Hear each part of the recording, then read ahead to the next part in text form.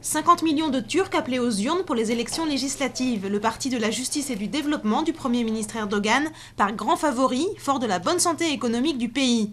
Une victoire lui permettrait d'entamer un 3e mandat consécutif et peut-être de faire adopter une nouvelle constitution, une perspective qui inquiète une partie de l'opposition qui dénonce une dérive autoritariste. De l'humour corrézien entre républicains qui se connaissent de longue date. C'est ainsi que Jacques Chirac a qualifié sa phrase de samedi, disant qu'il voterait pour François Hollande en 2012. Sa déclaration continue pourtant de faire couler beaucoup d'encre, alors que selon un sondage IFOP, François Hollande recueillerait 26% des votes au premier tour, contre 23% pour Martine Aubry.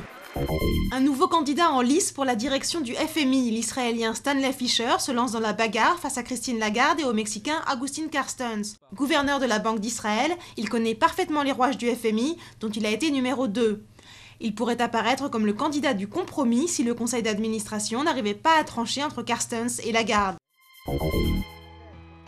Nous voulons l'égalité complète, maintenant! Une star planétaire aux cheveux verts comme ambassadrice des droits des homosexuels, Lady Gaga a appelé à une révolution de l'amour à l'issue de l'Europride qui a réuni 500 000 personnes à Rome samedi. Une Audi devant 4 Peugeot, l'Audi du trio Tréluyer, Lauterer, Fassler a mené la quasi-totalité des 24 heures du Mans avant de l'emporter. Pole position, meilleur tour en course, victoire, Audi a réussi un triplé inédit dans l'histoire de l'épreuve.